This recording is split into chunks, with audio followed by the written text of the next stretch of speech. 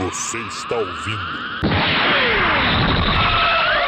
Dois Nerds e uma Bíblia, seu podcast de teologia e cultura pop.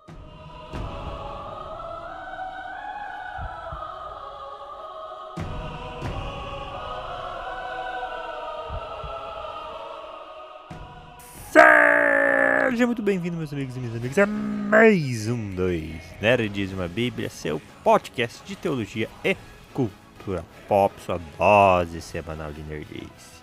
Eu sou o Beto, sempre com vocês aqui, e hoje, de forma muito breve, vim falar um pouquinho com vocês e vim falar sozinho. A vida é avassaladora, meus amiguinhos, e a gente tem aí 1 milhão de compromissos, 1 milhão de coisas acontecendo, que aí, infelizmente, às vezes, né, não dá tempo de fazer as coisas do jeito que a gente queria. Então hoje vai ser um episódio solo e vai ser uma coisa muito rápida, não vou ter tempo aqui pra, né, desenvolver do jeito que a gente gosta. Mas, porém, todavia, estamos aqui para falar, sim, de nerdice com teologia, e eu quero falar de um anime que eu acho espetacular e eu acredito que todo mundo deveria dar uma chance para esse anime. Anime, Beto, vai falar de anime? Vou. E Sou no Frieren, ou Frieren e a Jornada ao Além.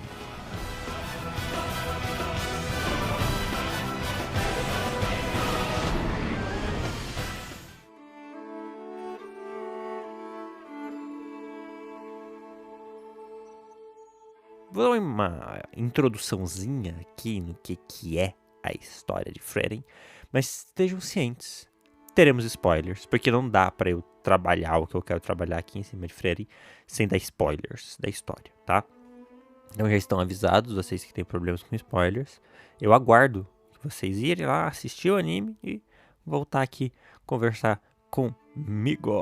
Mas o Frieren, o que acontece? Ele é um anime de fantasia, né? O mundo ali é um mundo de fantasia, anões, elfos, magia, tudo mais. Nesse ponto a gente tem uma estrutura básica, a gente tem uma estrutura muito normal. E quando a gente pensa assim nessa estrutura normal, a gente vai ter também um rolê muito legal, que é essa equipe, essa party, né? Esse grupo que é um herói, o monge, um guerreiro anão e uma maga elfa, que eles vão nessa aventura para matar o rei demônio. Se a história fosse isso, ela seria uma história bem clichê dentro dos padrões anime de ser. Mas a história não é essa. A história, na verdade, ela começa exatamente no término disso, né? Esse grupo de heróis sai para uma aventura e para matar o rei demônio que está, né, destruindo a terra. E aí, a nossa história começa com a volta deles. Eles ganharam. Eles mataram o rei demônio. E agora eles estão voltando para a cidade de origem ali, que enviou eles. E eles são os grandes heróis. E aí, a história entra num questionamento. O que vocês vão fazer agora? Agora que a gente cumpriu a nossa missão, agora que a gente terminou, o que vocês vão fazer? E a gente tem a Frieren, que é a elfa, né? Os elfos nesse universo são imortais. Então nós temos um ser imortal, que nesse ponto da história, nesse nosso começo, né? Ela já é bem mais velha do que qualquer um deles. E aí ela fala, eu acho que eu vou passar uns 100 anos andando por aí, depois eu vejo o que eu faço.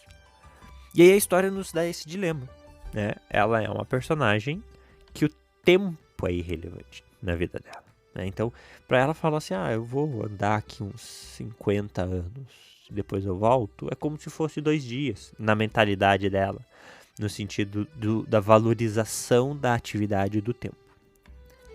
E aí, o primeiro episódio, ele é muito impactante nesse sentido, porque passam-se 50 anos, eu não vou saber exatamente quanto tempo. E aí ela volta. E o herói já tá velho. Ele já não é mais aquele cara jovem, bonitão, carismático. Não. É um senhorzinho. Pequenininho. Baixinho. encurvadinho. E aí é um choque pra ela. Porque, nossa, envelheceu, né? Aí eles conversam, pá.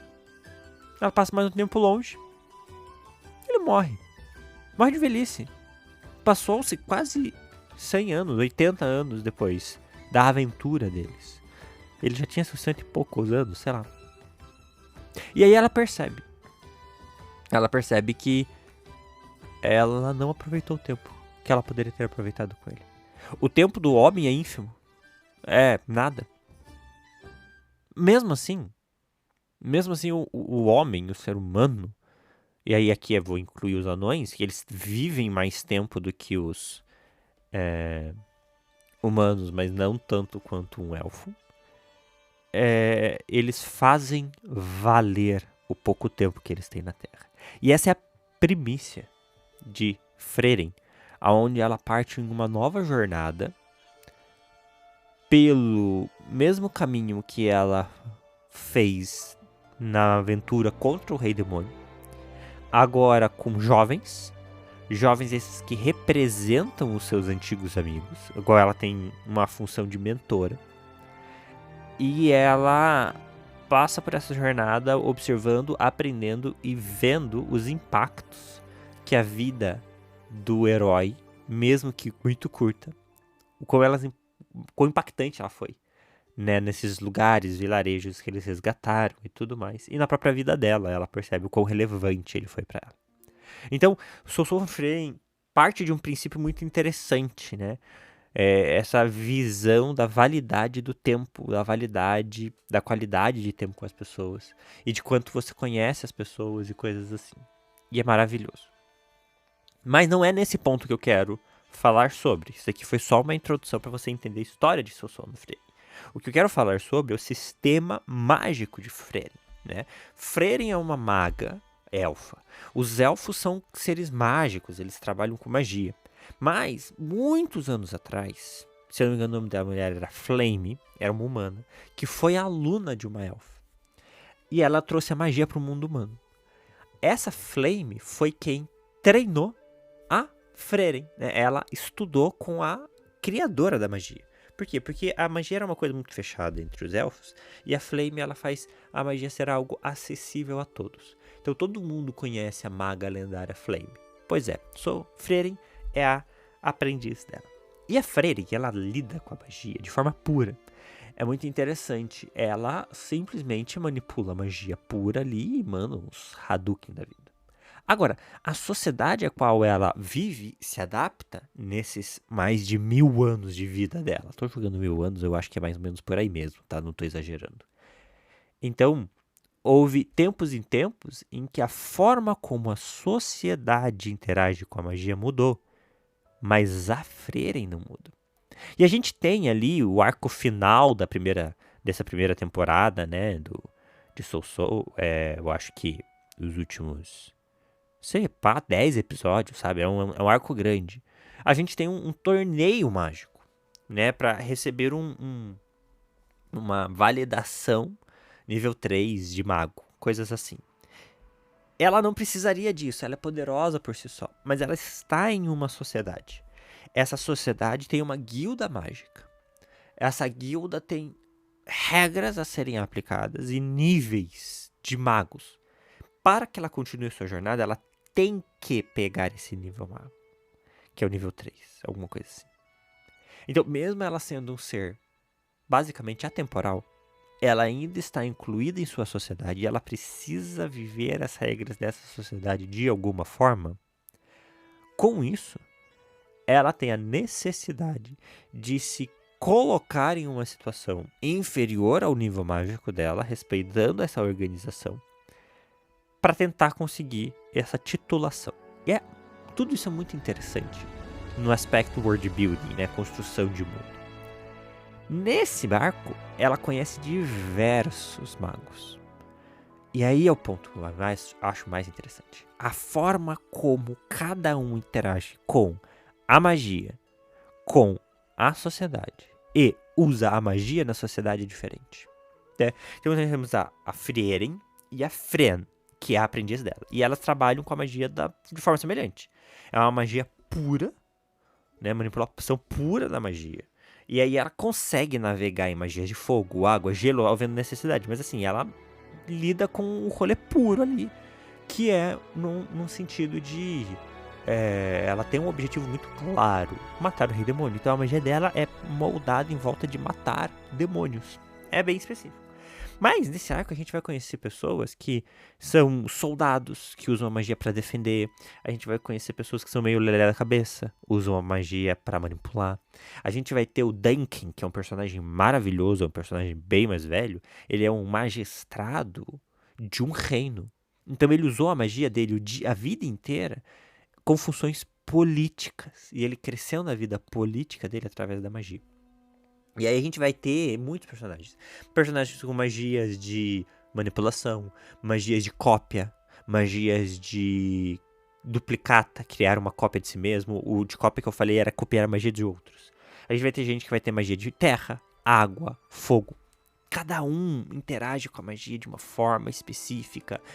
A magia dos tempos atuais é uma magia mais elementar, né? Que tem esse vínculo de colocar magia em um objeto e usar isso. E a nossa querida Freren, ela usa a magia de uma forma mais pura. Isso é muito legal, porque a gente vê esse aspecto de que existe a magia e existe uma forma de se interagir com ela, mas não existe necessariamente uma forma certa de fazer isso. E aí cada um vai interagindo com a magia de uma forma e cada um interage na sociedade diferente, né? Alguns ali são filhos de famílias de magos, então eles têm que prestar... eles têm um histórico a cumprir. Outros simplesmente querem uma vida melhor. Alguns são egoístas, outros são altruístas. E todos estão inseridos nessa sociedade a partir do uso da magia. O anime de Susanoo Frieren, ele é muito inteligente, né? Obviamente o mangá é inteligente, claro que é. Mas o anime é muito inteligente, porque ele vem com uma construção de episódios, um ritmo de episódios, uma direção de arte única. Ele quebra muitas expectativas que nós teríamos do que normalmente é um anime, um shounen, uma coisa assim. Então, por toda a experiência dele, toda a construção de mundo dele, vale muito a pena você dar uma olhada. Dito tudo isso, vamos para a parte que me interessa, que é um pouco de uma forçação de barra, quem sabe, sim, mas eu acho muito interessante essa parte do relacional social, magia e pessoas, que o anime apresenta, né? Essa coisa de cada um interagir com a magia de uma forma e usar isso como se é na sociedade, porque a gente faz isso como cristão. É um ponto que me pega um pouco. Me aguentem na minha operação, por favor. Eu estou sozinho hoje, não tem ninguém para me controlar aqui. Todos somos cristãos, né? Talvez você esteja ouvindo esse cast, você não seja cristão. Eu te convido a pensar nessa possibilidade, a avaliar o seu coração e dar uma chance para Deus e ser um cristão, porque é uma experiência maravilhosa. É uma coisa única e maravilhosa. E todos somos cristãos, né? Nosso público de forma geral. E cada um interage com o cristianismo de uma forma única. Dá-se as denominações. Temos tradicionais, temos pentecostais, temos avivalistas, temos ortodoxos, heterodoxos, sei lá. Cada um interage com a cristologia, cristianismo, com a religião cristã de um jeito. E é legal pensar que até certo ponto tá tudo bem. Faz parte. A gente tem dentro do cristianismo o que nós chamamos de princípios. Os princípios, eles não podem ser discutidos, sabe? Jesus é filho de Deus. Jesus é Deus. Jesus encarna como homem e morre. Morre para expiar os pecados da humanidade toda. E dar acesso a nós para o reino de Deus e a vida eterna, trazendo ressurreição e vencendo a morte. Isso é um princípio, né? E aí uma linha de cristianismo, agnosticismo, se eu não me engano, vai falar que na verdade Jesus não é filho de Deus, ele não é tão poderoso assim, ele é um Deus limitado. Isso não é cristianismo. Entende? Isso vai contra o princípio, um princípio básico. Né? O cristianismo são montados em cima de princípios básicos. Quando nós olhamos as denominações, cada uma delas tem usos e costumes diferentes. E presbiterianos batizam crianças. Batistas batizam adultos. Não adultos, mas sim, a partir de uma certa idade. Presbiteriano faz por aspersão, joga água na cabeça. Batista faz por imersão, desce a pessoa inteira dentro d'água. Isso são usos e costumes. O importante é o quê? O batismo, uma confissão de fé. Mas é que não pode ser quando tu criança. Não, tudo bem. Cada um faz de um jeito, né? Tem gente que fala assim, o batismo por aspersão não vale. Tem que batizar por imersão. Tudo bem, aí o cara vai para uma igreja batista, então ele vai batizar por imersão. Isso é o relacional cristão na sociedade. Estar numa igreja batista me obriga a viver a sociedade batista ali. Mas isso não muda o meu relacionamento com a base, com Cristo. Por quê? Porque o batismo é um ato de memorial, um uso-costume. Ele não tem elementos factuais na salvação, porque a salvação é pela fé. Então isso não mexe no cerne. Vai ter os pentecostais. Os pentecostais acreditam que, né, o Espírito Santo age intensamente entre nós, através de dons, através de milagres. E os tradicionais vão falar que o quê? O Espírito Santo existe sim, ele age sim, mas não há mais a necessidade dele agir tão intensamente como ele agia nos tempos bíblicos, porque estamos em um momento muito mais estruturado em questão de conhecimento de Cristo através da Bíblia. Beleza, são formas de interpretar o relacionar com Cristo, mas nenhum dos dois vai ferir um princípio básico, que é o quê? Existe o Espírito Santo. Ele vem no lugar de Jesus. Ele habita em nós e é através dele que nós exercemos a nossa cristandade. É através deles que nós somos filhos de Deus, cristãos. Então pronto, esse é o princípio. Agora, uns acham que ele é mais ativo, outros acham que ele é menos ativo. Tá tudo bem. O que eu acho que não pode, a gente já teve um cast sobre isso, é falar que ele não age. Não existe Espírito Santo. Aí você tá blasfemando. Não existe Espírito Santo? Opa, peraí. Não é por aí. Então, eu acho muito interessante, né? Não é o objetivo de Freren trazer essa discussão, mas a minha cabeça fica rodando, né? E eu acho muito louco como o Freren consegue representar muito bem uma sociedade onde seres tão diferentes, e a gente tem nesse torneio, grupos são formados, e são grupos de personalidades completamente diferentes. Mas, diante das suas diferenças, eles conseguem criar estratégias e alcançar seus objetivos. Minha magia, minha forma de usar magia, minha forma de ver o mundo, minha forma de ser é completamente oposta da sua. Eu não suporto esse seu jeito de ser. Porém, diante do objetivo de ganhar esse torneio, a gente vai dar um jeito de ganhar. E as pessoas vão lá e trabalham.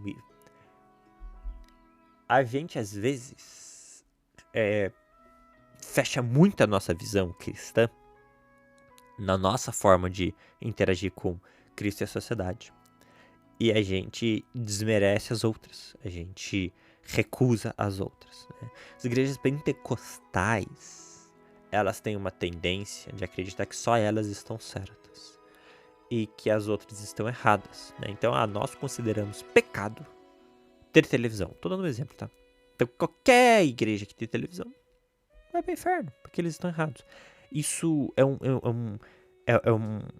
uma crítica a um uso e costume, não a um princípio. E aí isso separa, né? Isso faz essas igrejas se separarem. E aí essas igrejas, elas se tornam rivais, como se elas fossem inimigas umas das outras. Quanto, na verdade, as duas igrejas têm um mesmo propósito, Cristo, né?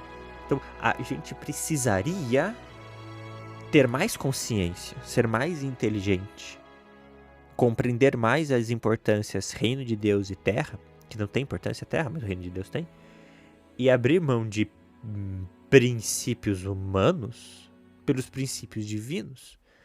Olhar alguns aspectos e perceber que vale mais a pena unir do que separar. Eu não estou falando que a gente precisa acabar com as denominações. Óbvio que não. Os usos e costumes são grandes e importantes o suficiente para que seja necessária a existência das denominações, das formas de interpretar o cristianismo. Tem gente que foi feita para ser pentecostal, tem gente que foi feita para ser tradicional, e tá tudo bem, e tá tudo certo. E eu acho que isso é maravilhoso, essa multiforma em graça de Deus. Mas a gente tem que parar de brigar entre si, né? Os cristãos têm que parar de brigar entre si. A gente vê um pastor com uma mensagem boa ou ok, mas às vezes só porque ele tá numa igreja não denominacional, uma igreja de parede preta, a gente torce a cara pra ele. A gente faz careta e pensa, isso daí é modinha. Ou a gente vê um pastor que tem uma palavra muito boa, mas só porque ele usa terno, a gente pensa, putz, esse cara aí, ele tá no Antigo Testamento, né? Isso daí tá velho, isso daí não se adaptou aos tempos atuais, ele não adaptou o cristianismo aos tempos atuais, ele não vai alcançar a sociedade atual. E na verdade não. Na verdade não, ele tá alcançando um público muito bem específico que precisa ser alcançado. E não é bem específico, é um grupo bem grande. Então, a gente precisa olhar mais para a sociedade e o quanto a igreja precisa impactar a sociedade e o quanto nós precisamos fazer isso juntos, e menos preciosismo a essas escolhas humanas de como viver o cristianismo. É um assunto muito sério, é um assunto muito delicado e necessita de muita conversa e estudo, observar todos os usos e costumes, observar todos os credos da igreja, para poder fazer avaliações, né? Eu tô falando aqui de forma geral, superficial. Mas eu acho que é um ponto a ser validado, assim, a ser pensado. Entende? Eu acho que é importante a gente pensar. Você tá numa igreja, por quê? O que você está fazendo nessa igreja? Qual que é a teologia dessa igreja? Bate na tua teologia? Faz sentido com a tua teologia? Você acredita nisso? É assim que você vê? É assim que você se relaciona com Deus? Tudo isso é muito importante. A gente, não só porque a gente tem opções de igreja, mas porque é importante a gente estar também confortável no lugar que a gente está. A gente tem que se sentir bem na igreja em onde nós estamos. Então, puxa, minha igreja é legal, mas tem algumas coisas que eu não concordo com ela. Medite no Senhor. Pegue a palavra de Deus, leia e veja, será que eu preciso mudar a minha forma de aplicar meu cristianismo na sociedade? Ou seja, eu preciso ir para outra igreja? Uma igreja que talvez, não que ela tenha melhor coisas para mim, e esse é um ponto, as pessoas mudam de igreja porque elas querem algo que a igreja possa oferecer. O que é que essa igreja pode oferecer para mim? Não, uma igreja onde você possa oferecer mais ao reino de Deus. Essa é sempre a pergunta. Nós sempre temos que nos perguntar o que nós podemos entregar a Deus e não o que Deus vai entregar pra gente. Ele já entregou tudo pra gente. A igreja não é um clube onde eu vou sanar minhas vontades carnais e mimadas humanas. Não. A igreja é o lugar por qual eu vou executar o meu cristianismo na sociedade a qual eu estou inserido. E é isso que eu preciso pensar. A igreja é um meio pelo qual eu sou cristão na sociedade. E eu preciso ser cristão na sociedade.